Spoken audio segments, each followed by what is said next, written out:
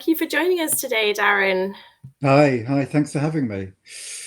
Really excited to get into the Q&A. So we're going to start with some of our own questions and then we'll move on to the student questions that are to follow. There are links though, so I will try and reference some of the schools as we go through the questions. Okay. So the first question, so that the young people listening can get to know you, please could you tell us a bit about your career journey?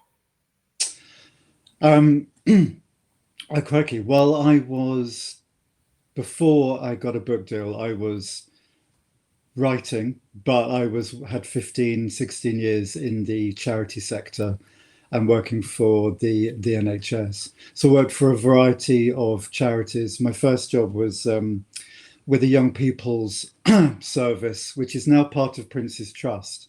But at the time, it was an independent charity called Fairbridge. And they delivered outdoor residentials for young people that were outside of school, that either been expelled or they were falling out of any kind of education and employment.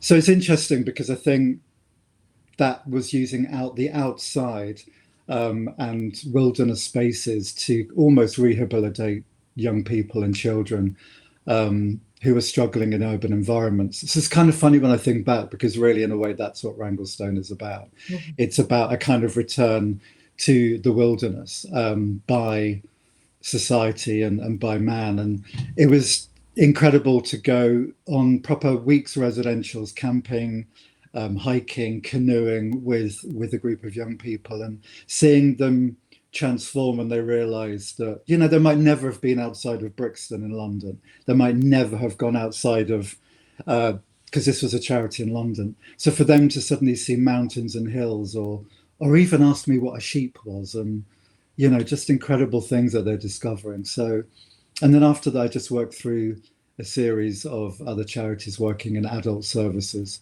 And just prior to the book, I was working for the homeless department in Guy's and St Thomas's Hospital, whose remit was to support patients on wards who were going to be discharged back to the streets, trying to find them accommodation. So, yeah, so it was hard. That was hard work. Yeah. And it was around that time that the book deal came through. But I was writing for many, many years whilst working full time to get Wranglestone going. So, and what have you enjoyed most about being an author? Writing. I mean, if you'd asked me this before publication, you anticipate so many things. I think the problem with it, when you're excited about having any kind of career, you get very stuck in just being in the process and the journey of it. You want the result and the outcome.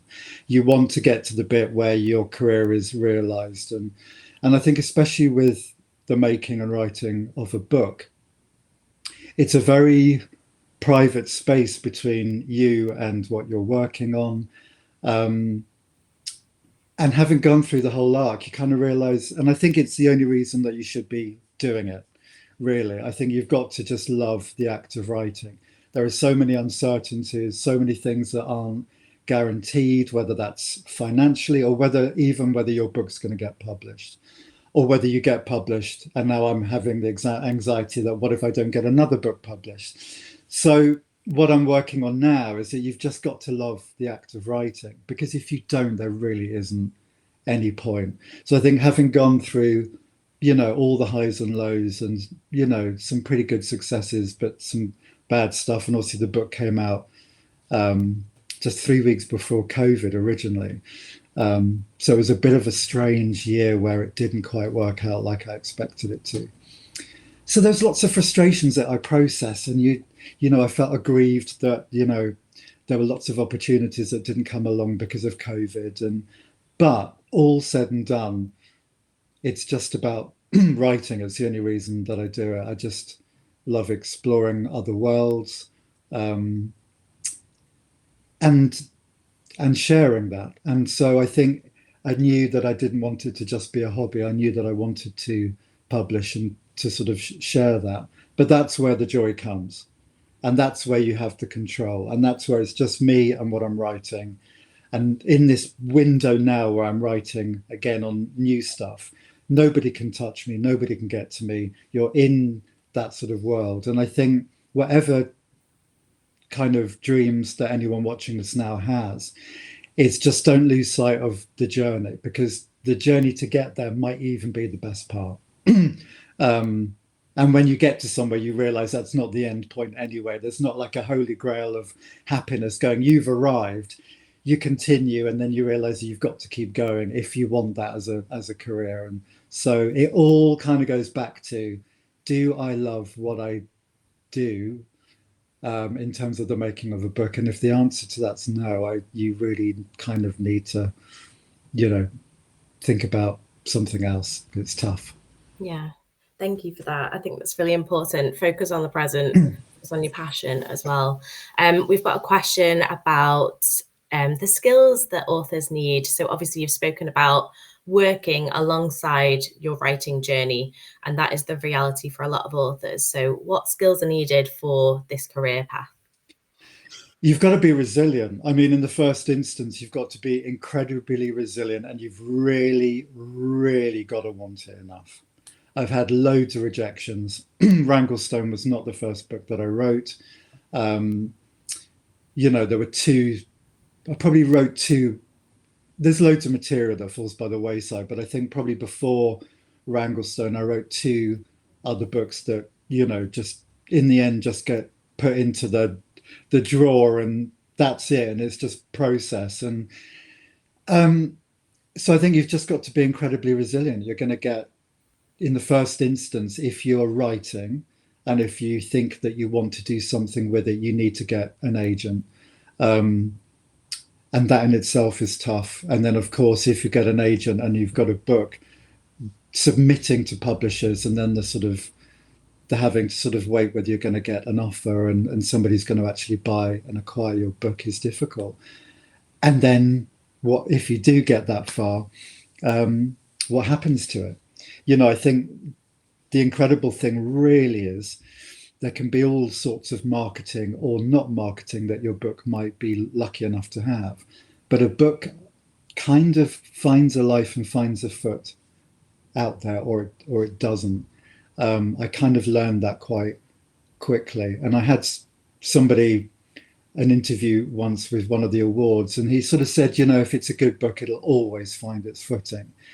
And I kind of just thought, I don't know if I believe in that or not, but actually word of mouth, people talking globally now, obviously because of social media. And so it's an incredible thing, but there are so many things which are outside of your control. So I think resilience, I think you've got to take knockbacks. I think you've got to be open to learning. The chances are when you first start writing, it's probably not going to be great. You've got to be willing to listen to what people are saying, as long as you're getting good advice from good people, because you'll probably have this sense of what it is you are and what you want to do. But, your prose might be all over the place. You might be rubbish at structuring story, whatever it is, or you can't write dialogue. And it's just being really open to advice. And again, when I got, a book that didn't get published, you learn from that. And in the end, grateful that it didn't get out there, because it probably wasn't good enough. But it's hard, and I think we're in a culture where everything is kind of instant. We can order something off of Amazon, we can get it the next morning or that night if we're lucky. We can get lots of things right now immediately. We don't have to wait for them. You can't get anywhere around the writing of a book. It's long, it's grueling, it requires you to spend huge amounts of time on your own, lots of soul searching. If you're going to be writing a good book, I think it kind of has to be slightly agonizing. I think you kind of need to be sort of laying yourself up raw and saying no to friends who want to go out for dinner. Your mum thinks she never sees you anymore. I kind of laugh about it, but it's so true. The housework doesn't get going. You get what I call book bod, because before you know it, you got to do 8 hours writing. You haven't gone to the gym for a month. Book bod, poor hygiene, not eating properly. The housework's not done. And it's kind of true. And you just anything to get a book to work. So it takes a lot. And I think there's no shortcuts to it. You've got to go through the mud of it. And you've got to take your time with it, not be in a hurry, and just try to let go of that. I just want to get to that bit, that bit that you think where you're going to feel like you arrive, and just be at peace with exploring and writing and creating. And as and when you feel that you might be ready to do something with it, just make sure you try and get good advice. Thank you, Darren. I do have a question about the writing journey, which we'll come to next. So first question, though, is about Wranglestone. So obviously some of our viewers, on the call may have read the book, some may not have done.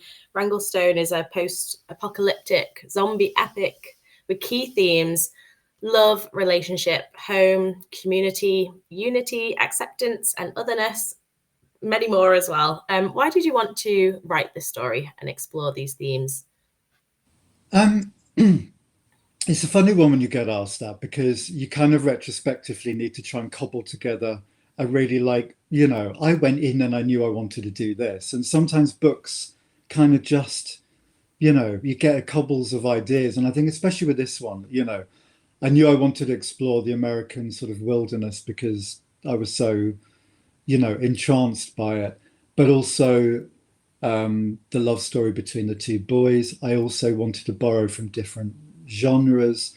And then on top of that, so I think what I would say, though, is I didn't go into going, oh, I want to write a zombie novel or a zombie thriller. For me, I landed on that because I thought I knew I wanted to write a political allegory about monsters in the world and who we think are of monsters. And also as children, what we get taught by adults or parents, who are the monsters in society. And the hallmarks of a classic coming of age story, which I think Wranglestone also is having a young person come to the point where they know what their own values are, discovering what the world is for their own eyes. And in this case, Peter symbolically doesn't leave his island until Cooper takes him onto the mainland, and then discovers things might be slightly different to what he's grown up believing.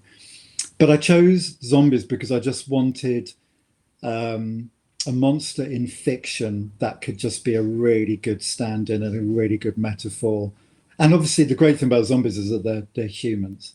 They're us. So I think, whereas if you think of other things like vampires, you kind of know that they talk, and because of Twilight, there's love stories and all of that kind of stuff. Whereas the idea of the zombies being anything other than just, an animal or a thing walking towards you. So I wanted something that could really just lend itself to exploring that idea. But really, in the main, the first kernel of an idea was islands. Surrounded by water, and then the dead could get to you in the winter, and that very much was the first idea. But I knew even in the first draft that I didn't just want to write a straightforward book like that. I wanted there to be a turning point, and I wanted to explore something else. And when I started out, Brexit was happening, and it's still going on. We're very fearful of refugees coming across the English Channel. And the book opens with an old man crossing the lake who's uninvited on a canoe to speak to Peter. And, something bad goes wrong in that first chapter.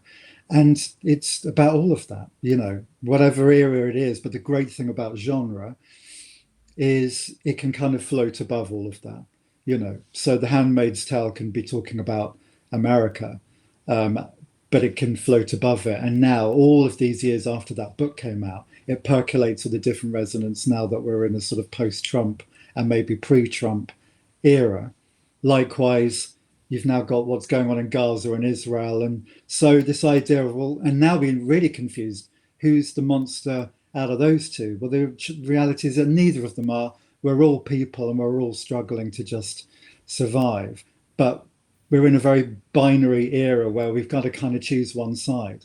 And actually, there's just two groups of people going at loggerheads, and so it's all of that but tied into what I hope is a sort of an adventurous novel set in the wilderness with the two boys. And the biggest thing that I wanted to achieve with it was to just have the two boys being in an environment. I didn't want to explore them coming out. I think there's lots of books where that's done. For me personally, I just thought it might be refreshing to just have the boys already kind of knowing who they are. I didn't want them to have any resistance to that. I didn't want the point of the book to be about their sexuality. I didn't want them to be bullied. I didn't want to fall into the stereotype of having difficult relationships with your parents. I think when you come out, you're basically having to ask society whether you're okay. And we all have to do that. And obviously I had to do that. And anybody watching now that's either, identifies as LGBTQ plus or at some point you have to do it. But I think when you write a story, there's something about including that part which is almost about treading over the idea that you've got to ask other people's permission in life to exist, which is kind of what coming out is. So for once, I just didn't want to include that. And it's incredible how many people have wondered why, or they've thought it seems really unrealistic. And it's not that I'm saying that wouldn't have been something that might have taken place before the events of the book, but I just wanted it to not be the point of the book, and politically to make that decision, and that's the book that I want to put out in the world, and not to perpetuate our misery and that we're destined to be lonely people, which is, a classic trope. So I didn't want that. I wanted something joyous and in a genre novel. And at the time of writing it, there wasn't too much of that about. Thank you, Darren. So the question about the writing process was, so obviously during National Teen Book Club, you shared that you didn't really have one for Wranglestone. Did that change for the sequel, for Timberdark? What's this process? How can young people find an approach or a structure that works for them? And I must say as well that links to Northwest Kent Alternative Provision Services question, which was about what is your routine to be able to plan, write and publish? Plan and write and publish. Well, before it was, it's difficult because before I was working full time in another job, and now I'm working part-time Monday to Wednesdays. So it's just about fitting it in, and it's about staying devoted to something whilst juggling to, have a job and I have a career.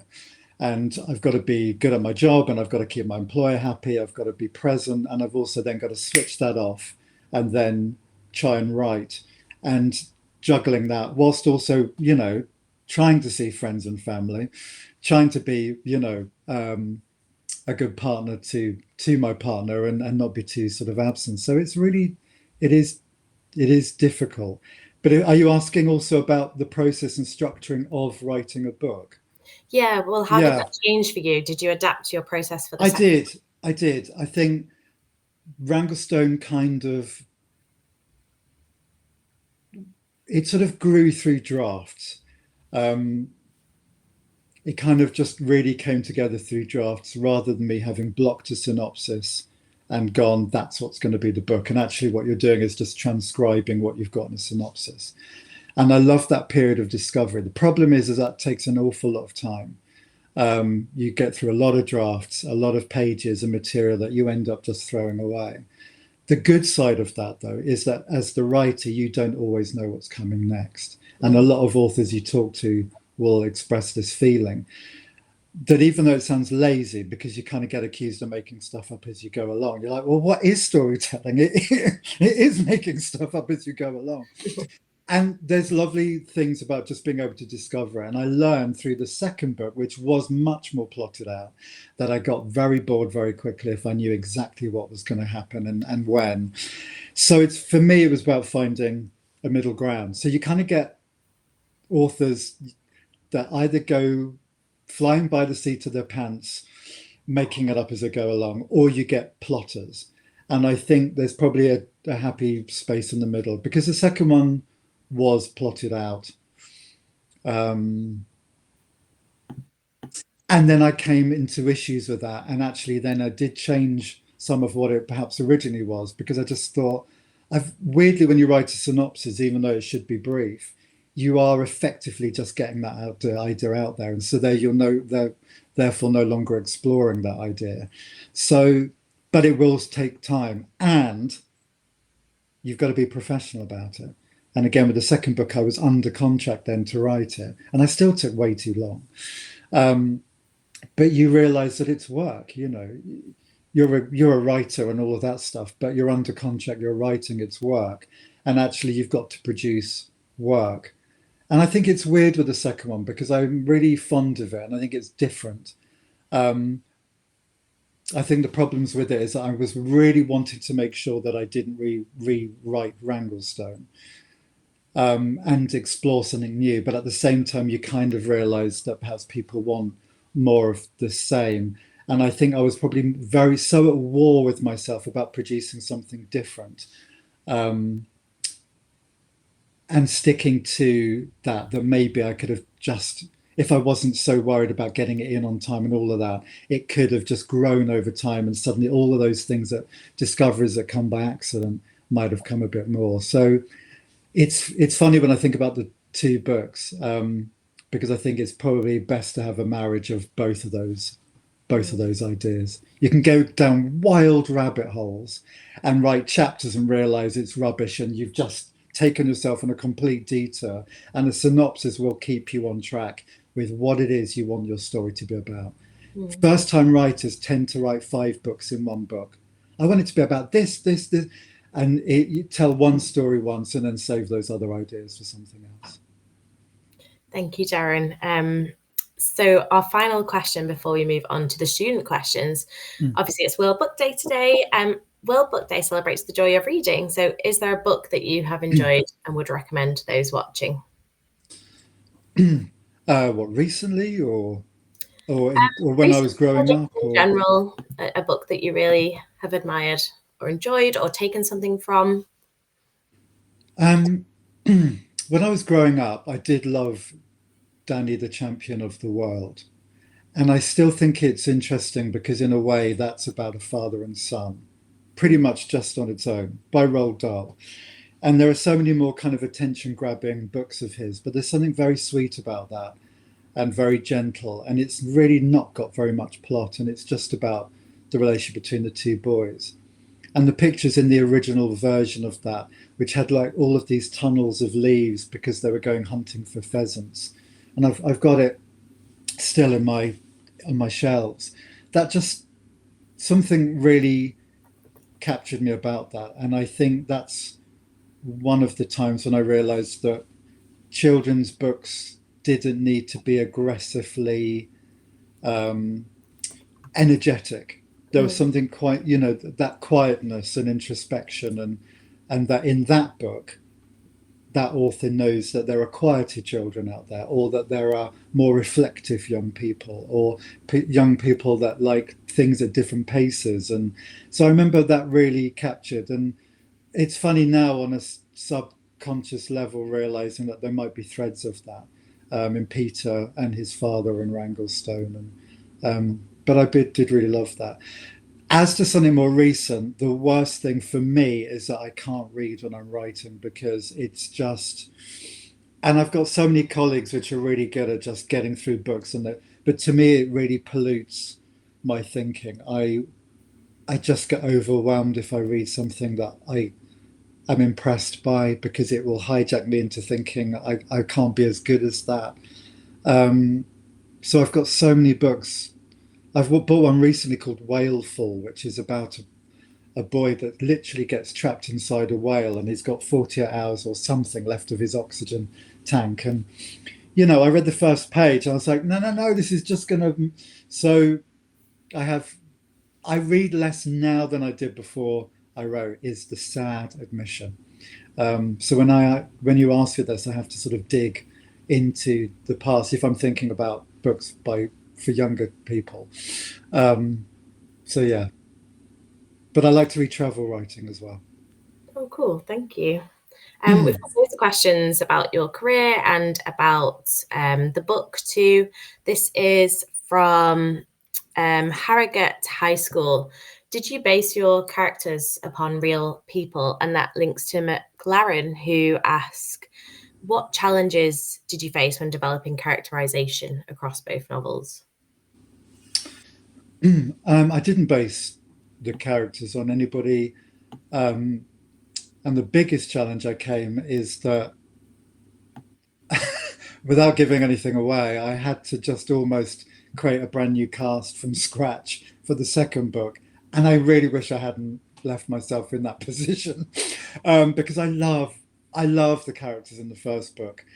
And the thing is, you kind of got to let them go. And sometimes you've also got to make decisions that hurt the reader because you want to take them on a journey, whether that's killing people off or whatever.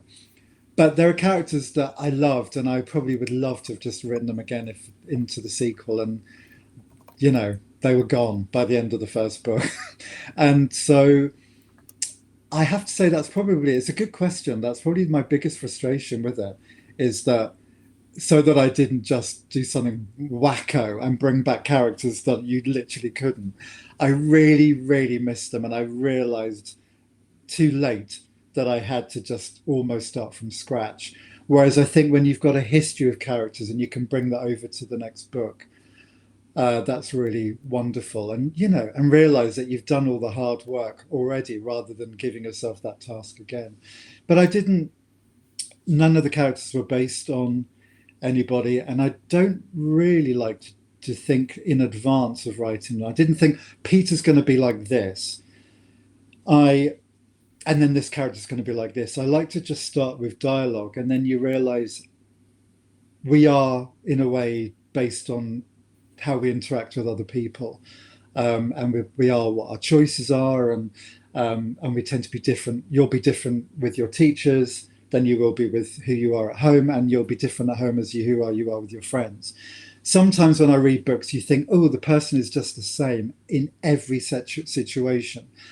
And I kind of just, that all I felt was I just wanted to make sure that, for example, Peter and Cooper were notably different people depending on the environment.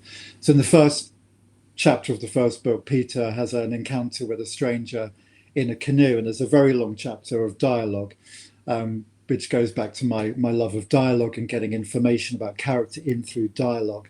And I think it's a nice way to ease into a book as well, just having characters talking. But you just see from that what Peter's character's like. But then the minute you see him with his dad, in the next scene, he'll be different again. Or the minute he realizes Cooper's around, he's different again. So I try to have discoveries that way rather than. But you'll have other authors that will literally write a biography, and they'll know what that person's favorite color is and all of this kind of stuff. And I just don't do that. I like to know how people's voices are. I prefer to reveal character in how they talk rather than giving physical description. I don't like physical descriptions of characters very much. So yeah, but the cast kind of percolated, and as I went through the various stages of the books, then those characters came up. The community had to be quite big in that first one. One of the hardest chapters to write was there's a big scene up in the watchtower before there's a first major incident with the dead. And that's really where you've got the entire cast in one go, and you realize you've got a crowd scene. And you want to try and have characters talking and that sense that people are all around, which if it's a film or TV is very easy to achieve. And it was nightmares. Must have spent months trying to just get that together. Which is why you'll notice I have lots of scenes where there's two people talking. It's easier. But yeah, I think it's a good way to just get people talking. I'm trying it now. I really didn't know what this character's supposed to be like. I thought, throw them in a room with somebody else and get them talking. And then you get rubbish. And then you realize 3 pages in, you're like, oh, that's interesting that he reacted that way. And then there might be something worthwhile in that. Yeah. While we're talking about dialogue, we have had a question come through anonymously. And the question is, when writing, I struggle to make dialogue sound fresh, often repeating words like said, replied, etc. What advice would you give to make fresh dialogue? First of all, I would definitely just keep to he said, she said. It generally is just an industry standard as being just a professional way of writing.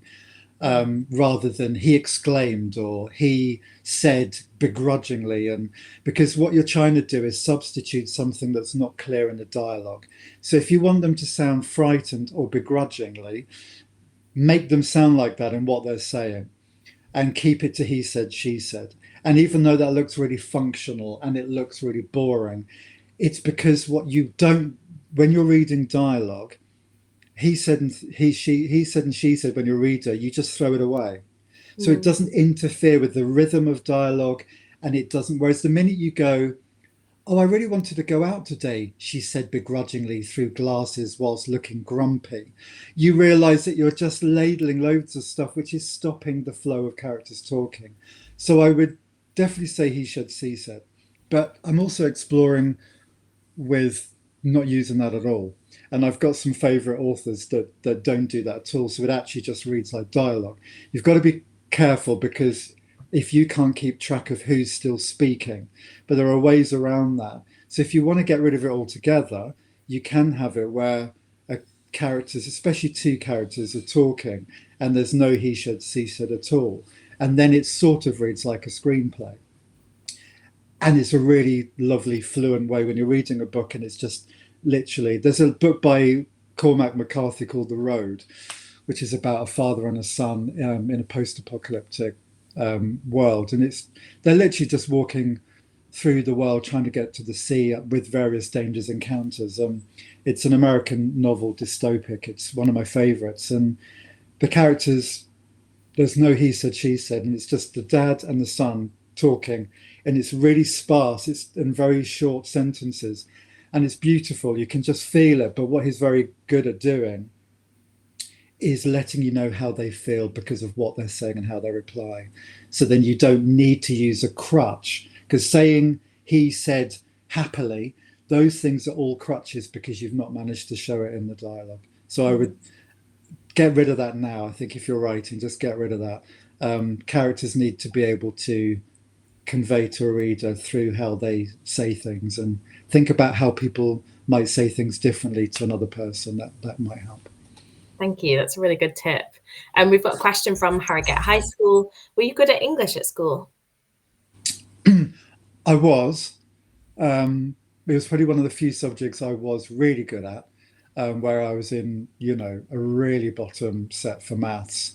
And I'm still not good with numbers and calculation at all. So I was good in maths, and I did my A levels in English literature. But having said that,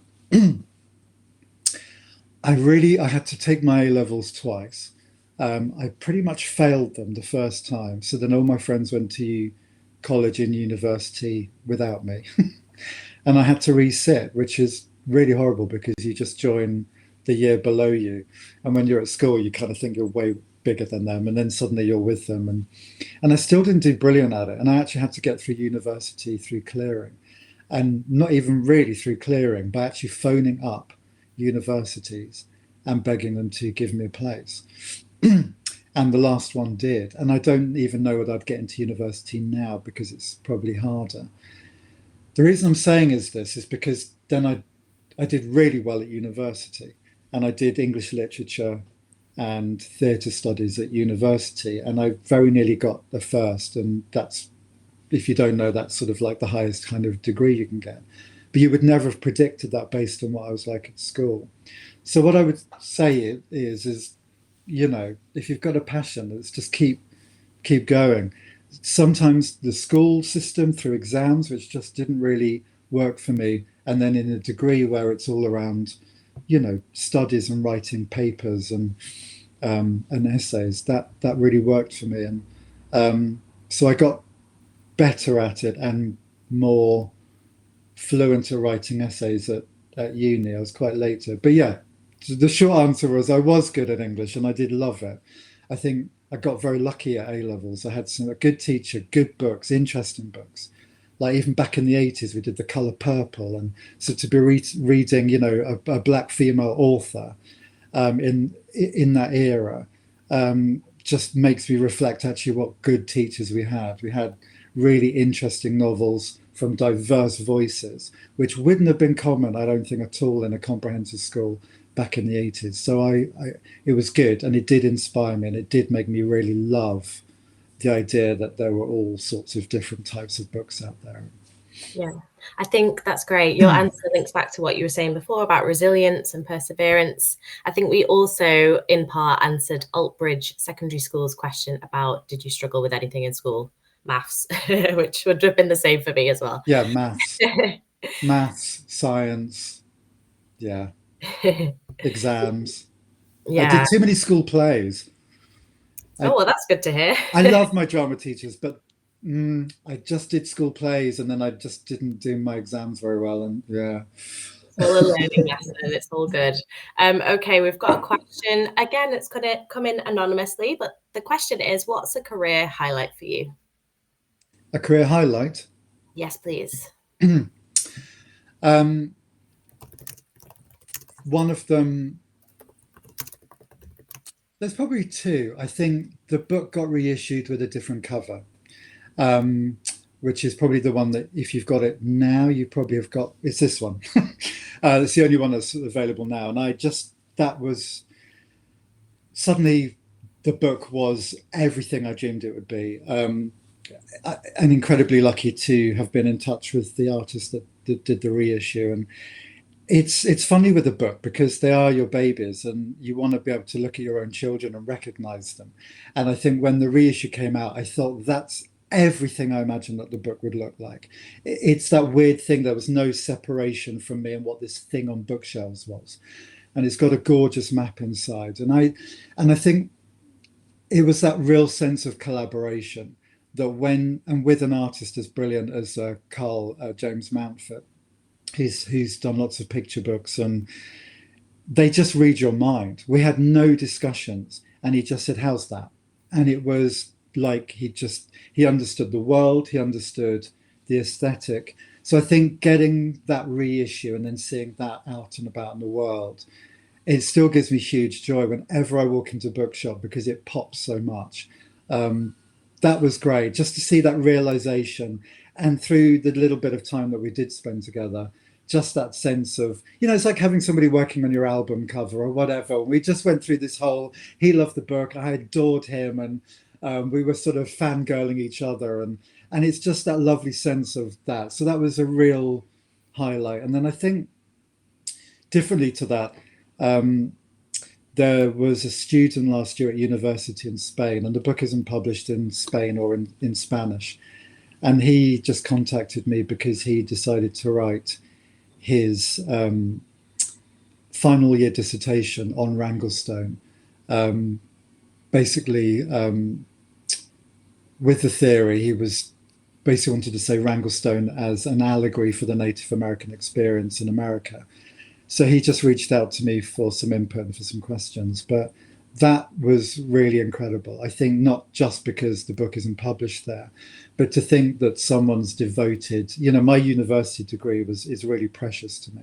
And what I chose to write about my final year dissertation, it's a big choice, and you've got to live with that project. And the fact that he wanted to choose my book was really touching. And again, one of those things is just really unexpected. So the joys in a way come from sort of some of the unexpected corners, and especially with that, because it's about where you've connected with somebody in the world that you might not have met, which of course is your hope with writing, really.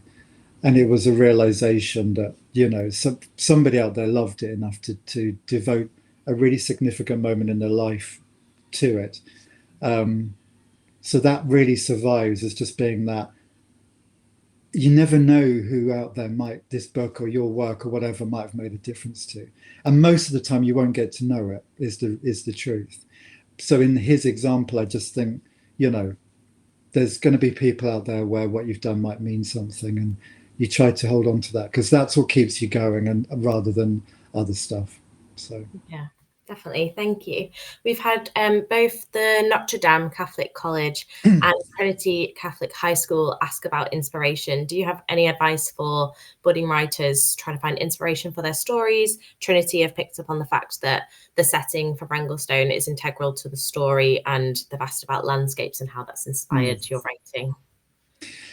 Yeah, I mean, It's funny because I thought it might have just been something I was trying to exorcise when I wrote Wranglestone, but I'm writing something now and I realize I just can't, I can't, I have to just write about somebody in a landscape, in a sense of a wild space. And I feel like I've lost too much time, even though Wranglestone's screaming at me that that's what I like to do. I can't write about people living in urban environments or towns. So I think that definitely was inspirational. And I spent a lot of time working in hiking and camping in the national parks in America many years ago and visited a lot of the national parks. And it really just transformed how I felt about life. And I love the countryside in the UK, but in America, there's just so much vastness. You get some places where there's more sky than there is land, and you're very just aware that you're on a planet. And I remember going to Death Valley, which has got almost no light pollution from surrounding cities. There's a little glow from Las Vegas, but not much. And you look up, and you think you've seen the stars before, and there are just trillions of them. And you see the Milky Way, you see satellites flying over, you see shooting stars, and there's just like stars behind stars behind stars behind. And it was those sorts of things. And there are a few passages in Wranglestone where those observations have crept in, and it just blew me away. But I think to answer that question properly, for inspiration, I think you've just got to give yourself enough time to dream. People that don't write don't get this, but writing is sometimes writing, but writing is also thinking. And so many things come to you when you're thinking, and for me, that's going out for a walk rather than being stuck inside. You've just got to let yourself have the space for ideas to come. And whether that's being alone or whatever that is, but it's really important, because that's writing, but having time to dream, think, process thoughts, let ideas grow is so important. And without that, I don't think much else happens. So thank you, Darren. So we are at the end of yeah. our Q&A. Do you have any final thoughts and feelings, a brief one to just wrap up? Any final advice for our viewers on the call today? No, I would say that if there's something that you want to do, it doesn't have to be writing or even creative. It's just if it's burning a hole through you that you want to do it, I would say just go for it. I think there will be junctures in your life which will tell you that it might not be for you. But that might not be the first. If you get told that the first time, I would try to bust through that. I think there will be a natural limit. And I felt that with this book, that if that didn't get published, then something's telling me that I'm not good enough to do this. And I remember in advance going, I've got to pay attention to that. But before that, you're going to make lots of mistakes and you're going to need to keep growing. And so just keep pushing through that. And again, if there's something else you think you could be happy doing, do that, because this is hard. But if this is all you want to do, whether it's write music, paint, whatever it is, be an actor, just do it, because you've got one life. And I actually got good at writing through the act of writing. I didn't write because I actually had a talent for it. And I think because I just kept going and I worked really hard. So without sounding like a boring teacher going, you've got to work hard. It's kind of true. I got good because I worked hard. And I'm I sure couldn't get around that. Teachers who are happy that you said that, Darren. But the point is that I didn't have a God-given talent. I didn't go, oh, I'm really good at this, I need to do this. I wanted to write before I knew how to write. And then through the process, I got better at it. And I'm trying to just get better now than what I've done before. And so so don't be deterred. Because what else is life for? Oh, go and do your thing. Thank you so much. It's a shame that we have to end the Q&A now, but yeah, thank you for being so open and for all the encouraging advice that you've shared today. I'm sure that'll be super valuable to our viewers on the call. So thank you so much for your time. Thanks, Sophie. And thanks, everyone. Thank you. Take care.